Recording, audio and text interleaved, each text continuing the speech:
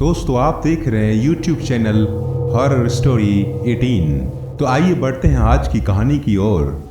तो आज की कहानी है करिश्मा और संजय की, जो बहुत ही अच्छे दोस्त थे। करिश्मा और संजय कई दिनों से एक दूसरे से मिलने की कोशिश कर रहे थे, लेकिन अलग अलग शहरों में काम करने की वजह से वो दोनों मिल नहीं पा रहे थे। आखिरकार कई कोशिशों के बाद दोनों ने दिल्ली में मिलने का प्लान बनाया। करिश्मा ने घूमने की सारी जगहों की एक लिस्ट बना ली थी और उसने सब कुछ अपने तरीके से प्लान किया था, ताकि वह अनजान शहर जाने के बाद उन दोनों को किसी भी परेशानी का सामना न करना पड़े। ठहरने के लिए करिश्मा ने एक होटल में रूम बुक करा लिया और 18 मार्च की रात दोनों दिल्ली के एयरपोर्ट पर एक साथ मिले। मिलते ही करिश्मा ने संजय से कहा, संजय पता है तुम्हें मैंने कितना मिस किया। संजय ने जवाब दिया, हाँ मैंने भी तुम्हें बहुत मिस किया। दोनों एयरपोर्ट से सीधा होटल की तरफ निकल गए। करीबन 1 घंटे बाद दोनों अपने अपने होटल में पहुंच गए। होटल बाहर से बहुत ही खूबसूरत लग रहा था। इतना खूबसूरत होटल देख संजय की खुशी का ठिकाना ना रहा। संजय ने कहा, सच में तुम्हारी प्लानिंग और चॉइस हमेशा टॉप की रहती है। तब करिश्मा कहती है, जी हाँ जैसा मैं हूँ वैसे ही मेरी चॉइस भी है। दोनों ने होटल में चेक इन कर लिया और अपने अपने रूम में पहुंचते हैं। पहुंचने के बाद दोनों फ्रेश हो गए और एक दूसरे से बात करने लगे। और एक साल बाद दोनों का मिल पाना होता था, और इस बार भी वो 1 साल बाद एक दूसरे से मिल रहे थे। और इस दौरान जो भी एक दूसरे के साथ होता था वह मिलने के बाद एक दूसरे के साथ शेयर किया करते थे। और यही सिलसिला इस बार भी शुरू हो चुका था। दोनों एक दूसरे को अपनी अपनी कहानियां सुना रहे थे, अपनी अपनी चीजें बता रहे थे जो उसके जीवन में पिछले 1 साल में बीती थी। बातें करते करते एक दूसरे के करीब आ गए और एक दूसरे के आगोश में समाने लगे। संजय ने कहा, हम एक साथ क्यों नहीं रह सकते। तब करिश्मा जवाब देती है, देखो संजय, कोशिश तो मेरी भी यही है कि हम दोनों हमेशा के लिए एक हो जाएं। करिश्मा और संजय एक दूसरे से बहुत प्यार करते थे और इस बार मिलने के बाद वो लगातार बातें करते जा रहे थे। तभी रूम के बाथरूम में कुछ आवाज आने लगी। पहले तो उन्हें लगा कि शायद हीटर में कोई प्रॉब्लम हो गई है, लेकिन ध्यान से सुनने पर करिश्मा ने महसूस किया कि यह किसी दीवार पर नाखून मारने की आवाज है। ऐसा समझ में आते ही करिश्मा काफी डर गई और वह संजय को यह बात बताई, जिसके बाद संजय बाथरूम की तरफ बढ़ने लगा। तभी संजय कहता है, वो बाथरूम में बिल्ली थी, इसलिए तुम्हें दीवार पर नाखून मारने की आवाज आ रही थी। तब करिश्मा कहती है, ओहो मैंने तुम्हें खामोखा डरा दिया। इसके बाद चैन की सांस लेते हुए दोनों वहीं बेड पर लेट गए और एक दूसरे से बातें करने लगे। तभी उसे महसूस हुआ कि उनके बेड के नीचे कोई गहरी गहरी सांसें ले रहा है। अब ये बात दोनों ने महसूस की, जिसके बाद करिश्मा ने बेड के नीचे देखा। उसे जो दिखा उससे करिश्मा की सांसें और वह जोरों से चिल्लाई।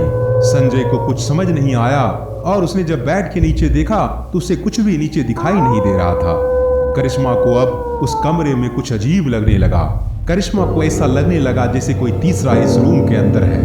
संजय ने उसे बहुत समझाने की कोशिश की, लेकिन करिश्मा अब वहां रुकना नहीं चाहती थी। तभी सामने रखा शीशा अपने आप हिलने लगा। इस डरावने नजारे को देख दोनों की सांसें फूलने लगी। अब बात साफ हो गई थी कि सच में इस कमरे में कोई तीसरा तो जरूर है, पर वो है कौन ये नहीं पता। अचानक ही शीशा टूटकर चकनाचूर हो गया। लेकिन अब जो उन दोनों ने देखा वह बेहद ही परेशान करने वाला मंजर था। उस कमरे में एक कैमरा पहले ही लगा हुआ था, यानी अब तक जो भी उन दोनों के बीच हुआ वो सब कैमरे में रिकॉर्ड हुआ था। दोनों काफी घबरा चुके थे और फिर दोनों जल्दी जल्दी अपने कपड़े पहनना शुरू कर दिया और वहां से निकलने की तैयारी करने लगे। इतने में पास रखी कि अलमारी से किसी के गुर्राने की आवाज आने लगी। यह सुन दोनों बहुत डर गए। अब बस कैसे करके भी दोनों वहां से भागना चाह रहे थे, लेकिन कमरे का दरवाजा खुल ही नहीं रहा था। काफी देर कोशिशों के बाद भी दरवाजा नहीं खुला। इसके बाद सामने रखी अलमारी अपने आप जमीन पर जा गिरा। करिश्मा का डर एकदम सही था, यहाँ कोई तीसरा भी था। अब वो उन दोनों के सामने खतरनाक आकृति में आ खड़ा हुआ। दोनों डर के मारे कांपने लगे। तभी हवा की तेजी से उस आकृति ने संजय का गला पकड़ लिया। संजय जोर जोर से चिल्लाने लगा, उसका दम घुटने लगा था। तभी करिश्मा भी संजय को बचाने की कोशिश कर रही थी, लेकिन वह कामयाब नहीं हो पा रही थी। फिर संजय ने पूछा, तुम्हें मुझसे क्या चाहिए? संजय के पूछते ही उस भूतिया आकृति ने हवा में कुछ लिखा, सच बोलो। यह पढ़कर किसी को भी कुछ समझ नहीं आया। उसके बाद उस भूतिया आकृति ने फिर से कुछ लिखा, कैमरा। संजय ने कहा, मुझे कुछ समझ नहीं आ रहा, मुझे छोड़ दो।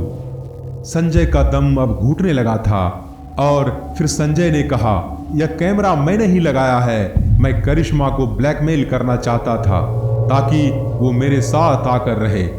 संजय के ऐसा कहते ही करिश्मा के पैरों से जैसे जमीन खिसक गई।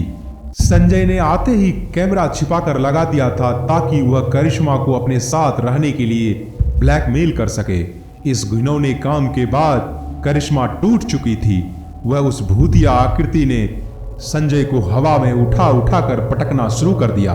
कुछ ही देर में संजय ने अपना दम तोड़ दिया। मगर ये भूतिया आकृति कौन थी?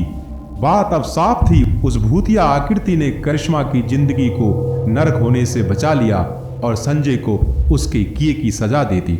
फिर भूतिया आकृति ने करिश्मा से कहा, करिश्मा तुम रो मत, मैंने तुम्हें बचा लिया है। इस धोखेबाज इंसान ने मुझे भी ऐसे बर्बाद कर दिया था। मैं कमजोर थी और मैं डर के कारण आत्महत्या कर ली, लेकिन आज मेरा बदला पूरा हुआ। अब ये किसी के साथ ऐसा नहीं कर पाएगा। तो दोस्तों, ये वीडियो यहीं समाप्त होती है। आई होप आपको ये वीडियो पसंद आई होगी। यदि हाँ तो आप हमें कमेंट में लिखकर जरूर बताएं। यदि आप भी कोई स्टोरी हमारे साथ शेयर करना चाहते हैं और आप चाहते हैं कि हम इस YouTube चैनल पर आपका वीडियो अपलोड करें, तो आप हमें कहानी हमारे मेल बॉक्स या आप कमेंट में जरूर भेजें। धन्यवाद।